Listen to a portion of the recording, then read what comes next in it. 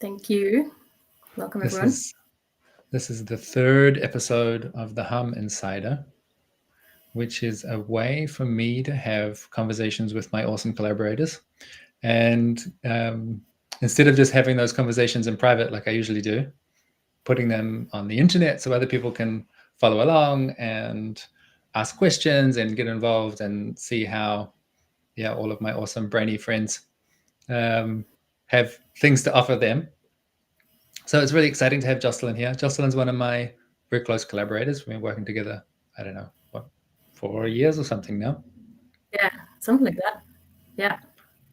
I think when we first met, you were like friend of my friend, and didn't know much about you. And then I think pretty quickly I recognized you as one of these people that makes groups go better. And it's hard to put my finger on exactly what that is, but there's some kind of attitude, I think, a skill set, a mindset, a way of paying attention that, somehow you're in touch with what a group needs and you make these moves and then the group gets better. Because if we had a word for what that thing is, but it's something that I really admire about you. Thanks. For today's conversation, I wanted to focus in on conflict mediation specifically because there's a lot of different things happening in a group. Like the art of being a vibes mechanic is like quite a complicated thing, but conflict mediation, I think, is a like a pivotal aspect of that, and something that I look to you as having particular expertise in. And so to get the ball rolling, I wondered if you could share a little bit about like how did Jocelyn come to be the one who's this conflict specialist? Like, what's the story behind that? Yeah, sure. So I want to say trying to make groups better is definitely the most fun game that I know. Yeah. It's been like, the whole journey really probably goes back to when I was living in a bunch of communities, exploring different communities in Australia in 2012. I didn't have any of these communication skills back then, but I was really into permaculture. And I was pretty inspired by how people try and, at the time, I was like, how do people lead the system and create a better society?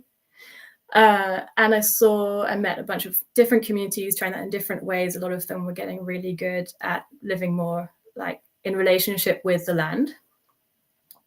But something that kind of I found very challenging to see was that they hadn't figured out the relationships with themselves. So they all had these like great, like huge, big hearts and like big dreams for building a better world. And they all kind of wanted the same thing, but they kept getting into conflict around how they were going to do that. Like from the smallest things to really big decisions. And yeah, like long and short, a few jumps here was like, I realized I want to learn how to support conversations and communities. These communities have the right kind of relationships and the relationships that support them to do that great stuff that they're trying to do to really build into their vision and do it in a way that they can really be a team. So I came across nonviolent communication at that time. It's quite a coincidence. I just had the book on a bookshelf in the place I was staying. I was like, this is it.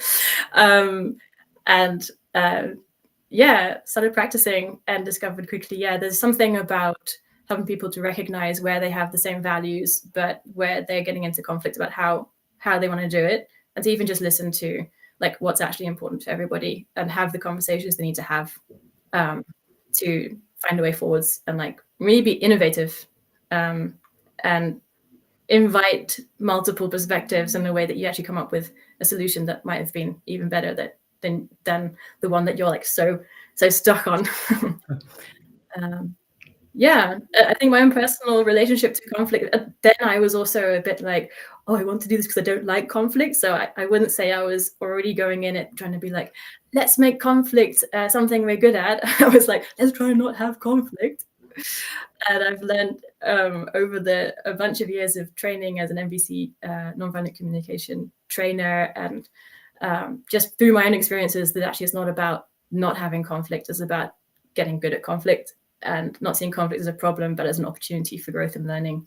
And yeah, then through meeting you and Natty and getting involved in the Hum, I've slowly started to work more with other types of organizations, like not just communities, but yeah, like nonprofits, NGOs, groups that have a larger like social impact vision, and that's been super fulfilling. While also like using it within the micro solidarity network, where yeah, we're evolving a sort of community of practice around how do you build belonging, and that's also yeah, it's been really interesting evolving my concepts of conflict facilitation or transformation and how we handle conflict together within that very experimental group of people there. I might be skipping over the basics here, but because you mentioned nonviolent communication, my attention immediately goes to conversations I've had with people where I think I know a lot of people like you who came across nonviolent communication and had a big aha moment, and it like created some enthusiasm and some readiness to like approach conflict in a different way, just approach communication in a different way in general. And then I also know lots of people who thoroughly despise at least what they think nonviolent communication is. And so I'm wondering, anyone listening might be like, "Oh, NVC, gosh." Could you say, maybe, I don't know, you could say some of what you valued about NVC and maybe any of the shortcomings or the way you've seen it Yeah. not live up to the promise or something. Yeah, for sure. And I've had my own journey through it as well. I think what really excited me about it was like that it's actually trying to actually encapsulate some kind of a paradigm shift from domination and conquering to partnership and being in relationship,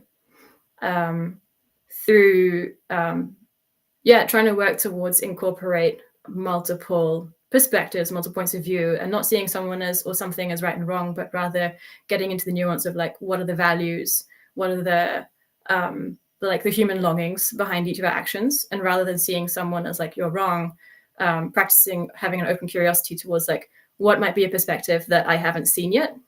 So I really like that. And one thing that I find challenging is about it is when it gets too much focus on the structure, and it can be easy to think this is the golden key, and as long as we all talk in feelings and needs, then everything will be fine. And I think like I also have I really have enjoyed a background in internal family systems, and I like to recognize that from that point of view, I talk a lot about parts, and like there's parts of us that might be scared of conflict. Like for myself, I think when I first went in trying to like support people with conflict, I noticed like if people just use feelings and needs, then there won't be conflict. Let me try and like make them use feelings and needs. And that part kind of started to take the lead. And then when people didn't speak in feelings and needs, I would get nervous. And that's not actually what I think is ultimately supportive, especially if we start thinking we all have to speak in this particular way. It can be quite othering for people who haven't learned nonviolent communication or come from the energy of curiosity and care, but just don't have that specific language. So I really want to bring it back to like, what's the intentionality and more like the energetic posture that we're coming from. Even though I do use like I'm teaching mediation skills courses, and it is based on nonviolent communication, but I'm continuously trying to bring it back to like, what's the energetic quality and your posture when you're communicating. Yeah. Yeah, that just makes me wonder if you could say more about, if I'm thinking about people who are going to be heading home for Thanksgiving soon and heading into politically charged conversations where half the family voted left and the other half voted right, and whatever kind of drama that people are heading their way into. And you briefly started to describe an energetic signature of like, what can you do to become the kind of person that can help mediate that conflict, that can help people approach their differences skillfully and communicate in a way where you're actually restoring connection. Could you just say more about like what that kind of person is like? Like what are what's an energetic signature? Like tell me more about that. Yeah, I was smiling because I have a friend who recently came to me with a lot of excitement. She's like, Jocelyn, I just mediated my family conflict for the first time and it was amazing. I could like change the way they related. And I was like, wow, amazing. How did you do it? What changed? She's like, I just wasn't blended with my own stuff anymore. I've done a lot of therapy since then. And suddenly like the topics that used to trigger me didn't. And I could see them with their like what was going on for them without being triggered and involved myself. And I was like, I think that's kind of like, I mean, I'm sorry to say that's not a very easy 1, 2, 3 step process, but that's the posture to come to. It's I use the word unblended from internal family systems here. So unblended meaning that you're, it's not that you're not in trigger, but you recognize like, oh, part of me is triggered and I can observe that, but I'm not running the show. I'm not speaking from that place. I'm aware of it. And I'm able to like see if I can set that aside, and like, it's more like not doing something than doing something, like not responding from my trigger, not responding from my, I must be right and they're wrong. So that takes a lot of, I think the practice is really there. Like meditation helped me a lot with that, to be able to recognize to come into that dual consciousness, but also practicing just being aware of parts. Like I have practiced a lot with friends. We just do a check-in, like even in the beginning of our meetings, we do check-ins, like what parts are present for you. And just that gradual practice really helps when you're trying to support other people in a conversation or yourself to sort of create a bit more space. And when you can put your own parts aside, you might disagree with what someone's saying, but you can still be in an open curiosity. Yeah. Does that make sense? That makes sense. I'm just thinking about my parts at the moment. It's confusing actually when I start tracking them. There's like a lot going on. There's the Jocelyn is my friend and I care about this topic part. It's just like, let's hang out and chat. And then there's this other part who's like, I'm at work right now and I want to do a good job. And there's maybe another part of that part who's like, oh God, there's an audience. I hope they like what we're doing and that we say useful things. Like when I start tracking those parts, it's like, wow, there's a lot of activity in it. I'm imagining that one of the traits of a good mediator is this ability to hold a certain quality of presence and like really be there with what's going on and not get lost. And I just noticed when you said parts, I started to get lost in my own like, like zoning out. So that felt like the for me internally, like an example of what not to do as a mediator is to like get spiral out.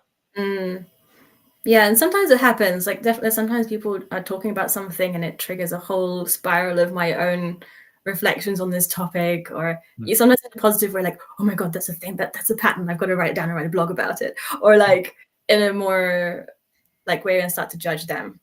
And I think it's like in meditation where it can be like, oh, judging that your thoughts have gone off and you should be not thinking. It's not that you shouldn't have those thoughts. It's more like, oh, okay, I have those thoughts. Can I set them aside? And there's even some times where I've, this is like, I wouldn't do this all the time, but when the moments felt right, I might sometimes say like, wow, this is, I notice it's touching something in me and not able to be fully present. Something I've really appreciated when I've been mediating a big group that I have a co-facilitator, a co-mediator. So my partner, Nikki, is also a mediator, and we were holding a group recently at the summer camp, and I noticed at one point, oh, I'm kind of out of it. I'm getting a bit like into right and wrong and blaming and having sides. And I just whispered to him like, I'm struggling. I'm getting taken over. Can you take the lead? It's just such a relief. Yeah, don't have to be superhuman. Yeah. That example of working with a large group and having two mediators to hold it, it makes me wonder. I'm assuming that's not a good place to start learning. Like I'm assuming that's kind of like intermediate to advanced class. Could you describe a little bit more, like what would be at the beginner slopes? Like what are some, I don't know, first moves that someone could take if they wanted to be supporting people to be more skillful in their conflict? Totally, yeah. I think it could be really helpful even just to prepare yourself by maybe just journaling or sitting with yourself and like seeing what parts of me are coming up. Even talking to someone else who you might be able to share with, like just to offload and get that space for yourself so that when you go in, you're feeling really spacious. That helps me so much. Just if I'm nervous, just to talk with someone like, what's the worst that could go wrong? Like, what do I need to feel relaxed in this space? If this happens, like sometimes I'm afraid, like, what if one of them gets really angry and leaves the room? There's like, okay, how will I respond? Just going through like, what's your most feared scenario? I've actually written a blog post about this. It's called like 3 steps to support a conversation or something. That's one of the tips. I think it might be on the Hum website. But yeah, I find that can be super helpful just to make sure you're in a good headspace beforehand, that you yourself are relaxed. Yeah. Yeah, I did that recently when I was heading into a tough conversation. Just explicitly wrote down, what am I afraid of? Yeah. And in that case, I didn't even need to write a strategy like, what am I going to do if that happens? It was just like, oh, these are the things that are kind of making me preoccupied, and if I can have it written down, I can kind of keep an eye on it, and like, oh, I'm getting taken over by this thing, and just relax, man. It's fine. Like, it's not. Yeah. There's this like catastrophe or like paranoid thinking starts to kick in when fear is running the show too much. Yeah. Exactly. I was also, my mind was just casting back to some of the first experiences that I had as a conflict mediator. I've never thought of myself as a conflict mediator per se, but I've been called in sometimes when friends or colleagues are having a difficult time and they want a third party. And it just made me wonder, like, how many people have ever had it modeled for them what a good mediation looks like. Yeah. Because that's why I started doing it, was that one of my collaborators had a lot of training and a lot of expertise in this area, and she would draw our attention into our differences, like when something was going on, where my like New Zealander attitude of like, oh, let's make everything calm and peaceful. She was like, hey, look, there's a divergence, there's a conflict here, like, let's talk about that. And she had all these tactics and processes that she'd use. And that gave me, after witnessing that a few times, that gave me a sense like, oh, like at a basic level, I'm sure there's like really complex things that I wouldn't want to touch, but at a basic level of like, my two friends are not talking, or my colleague really upset my other colleague about what happened with that decision or something, I feel really able to host a constructive conversation for those two. And I feel like it's mostly showing up as a witness and a companion and a like impartial observer who's just interested in them reconnecting and being able to communicate effectively, and not particularly invested in either side of the argument. I feel like I learned that by just observing other people do it who I looked up to. And yeah, it just made me wonder how many people have had that experience of someone to even witness them doing it. Yeah. My guess is not many. I don't think it's, I mean, even this concept of, oh, let's hire a mediator can come with a lot of loaded, like, oh, that means like stuff's really bad. Like, we would only do that if it's really hit the fan. And it's usually someone who, you go to a professional mediation agency and there's I think, at least in my mind, before I got into mediation, I thought that someone who more deals with legal matters and is going to come in and like help us to divide, find a fair compromise and do what's right. And this idea of just being like, oh, like, Rich, we're having a challenge and we're not getting through it, maybe we'll ask someone else to help us out. That's not something that I would have done or expected people to do for me. In a way, it's kind of a cultural shift. That's why in organizations and teams, I recommend even having like talking about it before, like, how do you want to deal with conflict? Because when you're more conscious about it and you decide together, let's try it this way, it's much easier to then be like, well, we decided if we're having a difficult time figuring out on our own, we're going to reach out to someone who said they would be up for it. Like, oh, we could call on Sarah. That helps to like change a culture when you've really talked about it and said, this is how what we're gonna try out. Yeah, I totally agree with that as a like sort of like top tip if you're starting a project or running a team or something, like having some attention on what are we going to do when things get tough, because they will get tough and it's hard to make those decisions after the trust is broken. But in the honeymoon phase, when people are really excited and just seeing the best sides of each other, like, it's easy to actually get to anticipate that conflict is coming and to get a light agreement. Like, yeah, if this happens, then this is how we're going to respond to it. Totally. I love if-then scenarios. So true. It's the fan, that's the worst time to figure out how we're going to deal with the conflict. It's good to have some if-thens beforehand. Yeah. And also, I think I was just going to mention a huge advantage of working in networks, so that it's not just you and your team or your organization, but someone from another team, someone that's like, maybe they're in the same co-working space as you, but they're actually in a different they're embedded in a different set of relationships, and they kind of get where you're coming from, but they're not like in the dynamic with you. Like that's been such a huge leverage point in my challenges of having to work with conflict, is that having an external, that's not, like you say, like a professional mediator that I'm looking up in the phone book, but it's just like an interested, supportive peer from somewhere else. It makes a huge impact. Yeah. Like I know that, like I was just rewatching. So the Micro Solidarity practice program's coming up in a bit, and there's 4 videos for it. And you're speaking in one of them about in Spiral in New Zealand, and about how there's this valuable thing about it's a sort of congregation of 200 people. So, but people form like pods of like working groups or emotional support groups within it. And when there's conflict, like people from different pods can come over and support. And that just sounds really healthy, because they're kind of connected already within the same culture, but they're not directly involved. And that can be really supportive. Yeah. I was interrupting you. What were you about to say? Yeah. There was one thing I wanted to I was like, oh, this is important to say. Like when you said that you didn't see yourself as a mediator, but you went in and helped, and because you'd witnessed someone else role modeling it for you. Even without the role modeling, I think mediation doesn't have to mean you're actually doing anything. Sometimes the most supportive mediators have been people that just literally like sat there. And I've had the same experience myself, where I actually didn't really say much. I just helped people to open the conversation and be like, what would be your ideal for this, where would you like this conversation to go? How are you feeling as you're arriving?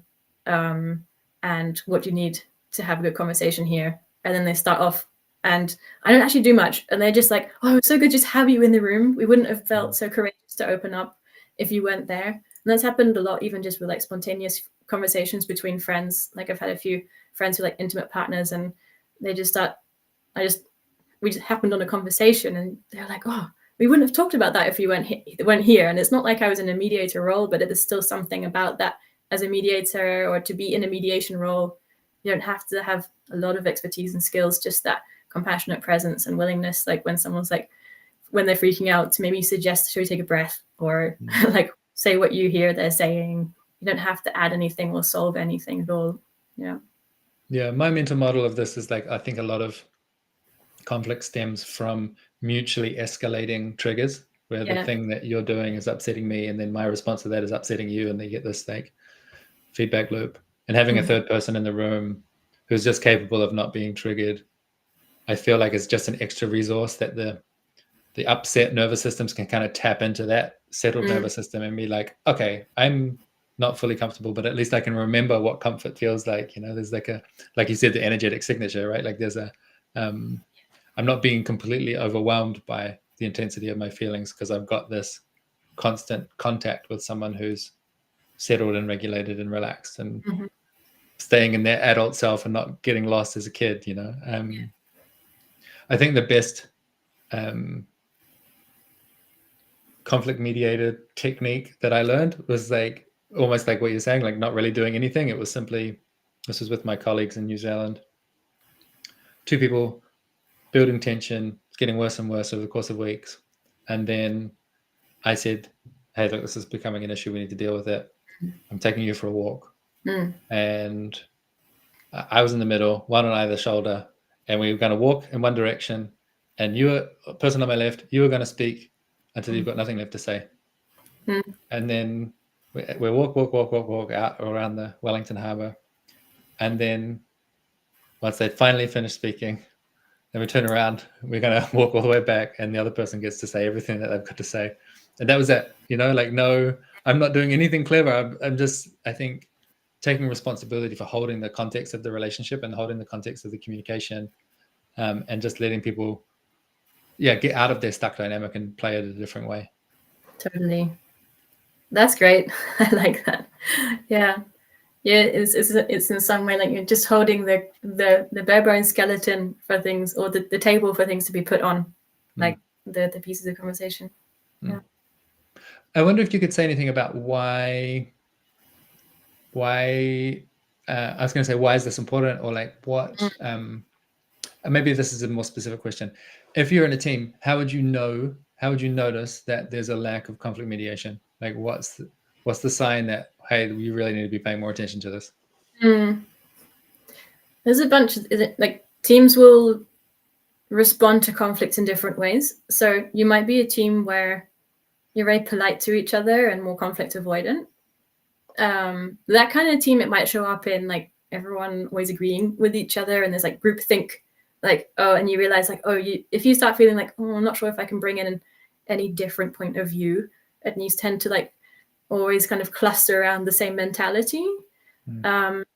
It's not necessarily this might not be so visible as conflict, but it's actually like underlying like constraints to like what is allowed to be said, and at some point that kind of narrows people's sense of, oh, can I show up here with my ideas, and eventually you actually lose out on a lot of like ingenuity and innovation. Like diversity of opinions can also bring a lot of like new perspectives, but it also can look like stalling and delaying on difficult conversations. Like if you're again like afraid of upsetting someone in the team, because, or like, oh, you can't talk about that here, let's talk about it after the meeting in the smaller group, like that might be a sign that there's not enough safety to have conflict. That goes back to what I was saying at the beginning. It's not about trying not to have conflict. It's like, let's try and have conflict in a better way that generates like really good ideas and helps us to really move through the difficult decisions we've got to make. So having someone who's like a mediator, or having mediation skills within the team in general, like, it's highly likely to help people feel more confident, and have a culture of like where it's more welcome to bring different views, because you trust like, when someone brings something else, it's just going to add a new color and an extra piece of the puzzle rather than it's going to break something apart. And then on the other hand, you might be in a team where it's more about like, when there's a tension or conflict, that there's a lot of more like passive aggressiveness or jumping in. I mean, that's maybe a more obvious scenario where people are jumping over each other. There might be people forming like factions, or bundling up with allies to try and overthrow someone else's ideology or way of doing it. If it becomes a bit like this us and them thing, that's also quite a clear sign. If you're constantly facing this sense of power plays, or having struggles to certain people having struggled to be seen, and it always being like, it's got to go either that way or this way, it can be helpful to have someone who's able to be like, well, what's the thing that's uniting us, or how can we figure out how we're going to talk about this together. Yeah, I'm hearing it's like sometimes it's obvious, like if there's pitched battles in the office, but the more subtle kind of conflict avoidance, maybe it's easier to ignore, but you can feel it as some kind of subtle censorship on what's allowed to be said where, and you feel this like vigilance, or I've just got this image of like just a gradually shrinking space of like what's tolerable, what's acceptable here, what do we and sometimes that just explodes and it's like, where did it come from? It's like, well, yeah. And on the groupthink, I'm wondering if there's a way of developing a sense for the difference between like the difference between consent and enthusiastic consent. You know, where people are like, yes, this proposal is acceptable, versus like, oh, I'm so excited about this and I'm going to add this thing, and what about that? Like, that's what a team actually looks like when it's thriving. Totally. Yeah. I mean, there's ways of like, when you feel confident leading a group, you might be the one who's then able to say like, are there any people who don't agree with this? Like, just even having that courage to ask. I know for myself, sometimes I'm like, when I'm facilitating and it's all going well and everyone's really celebrating the insights they're having on the call, I don't want to say like, oh, who didn't like it? But again, getting better at it, because it's like, it helps people to actually feel like it's more genuine. And when I'm the one on a call and everyone's having a great time, it happened to me like not so long ago.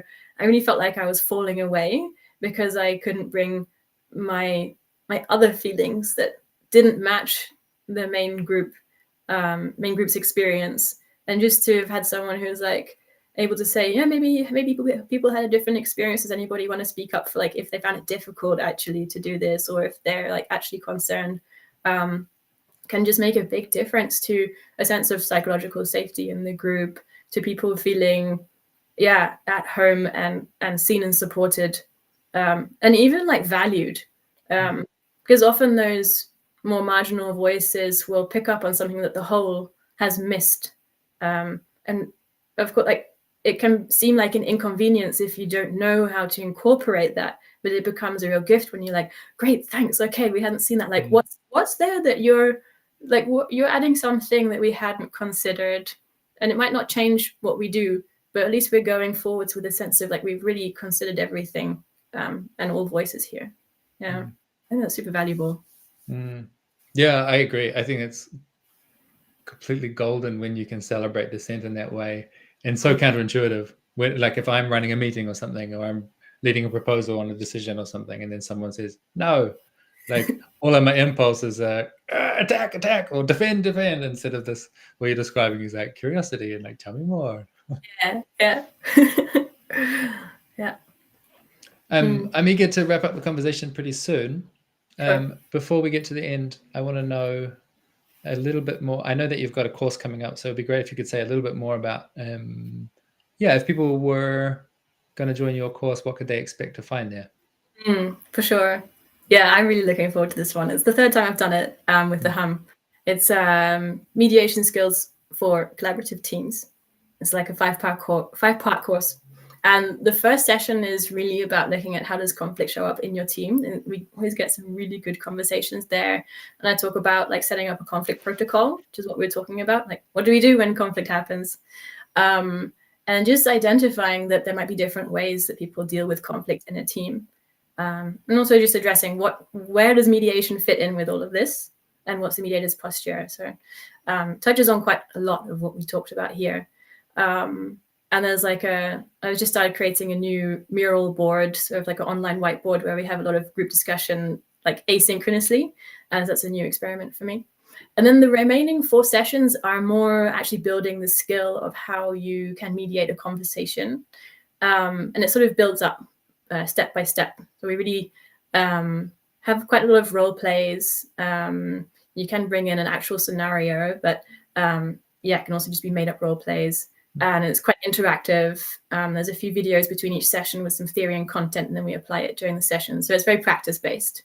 People have said at the end, like, that they really come away with a sense of like, oh, I'm confident. I can actually do this. I could actually step in and mediate a conversation. I might not be perfect at it. I mean, it's a short course, but they have a few pointers, even just to say, hey, would you like me to sit silently? And, you have an interior roadmap of some steps that you can take to help guide the conversation, right from setting up the conversation at the beginning in a way that is more likely to lead to a productive outcome, to making sure that people aren't speaking over each other, and helping people get to the heart of the matter, and finally helping them to come up with creative solutions that work for everybody in a way that you don't have to be the one fixing. That actually really keep coming back to like the posture. You don't actually have to do anything. You're just there supporting them to figure it out for themselves. It's super empowering. I'd really recommend you to join. It sounds like okay, they're not doing anything, but they are conceptualizing themselves in a mediation role, which I think for a lot of people is like, maybe we hadn't thought of that before, or had been waiting for someone else to come along. It's like, there's all these dynamics in my team. I wish some more responsible person would come and clean it up for me. I could talk a lot about that. It's a big topic around actually stepping into agency. If you're someone right now who's like in your team and you find yourself being like, oh, it's always complained like that, and our culture is always like that, this is a course where you can actually sort of roll up your sleeves and be like, actually, I can do something about this. And I think that's a massive step that you can actually shift from feeling like a victim to actually stepping into empowerment and changing the team that you're working with, just from a few basic orientations. It's like you said right at the start, this game of helping a group to be better is one of the funnest games that we know. The game, that's it. Yeah. That's certainly my idea of a good time. I will I'll drop the link so that people who are watching the video can find out more about the course. And where can people reach you if they want to talk to you about their, well, are you up for like, advising people, or what are you up for? I love advising people. Yeah, definitely. Please reach out to me. You can either contact me on email by jocelyn@thehum.org, or I'm also on Twitter. That's Ames_for_joy. Actually, on there, I even have at the top of my Twitter, my pinned thing is, what do I call it? A conflict transformation station or consultation station. Like, if you just want to drop like a quick question, like I really like answering like Q&A style questions about conflict, about mediation, and like you can bring it in, and we love having some conversations there. There's a bunch of people who keep replying to things and are noodling on this with us, so you can join the conversation there with me. But yeah, email is also very good. Awesome. All right, I'll drop all these links and make sure that they go out with the video. Thanks so much, Jocelyn. This is really fun. And yeah, I would want to say to anyone listening, like, join the course. It's going to be excellent. Jocelyn's an excellent, I almost cursed, an excellent course facilitator, an excellent conflict mediator. So it's going to be awesome. Thanks, Rich. Thanks for your great questions. See you.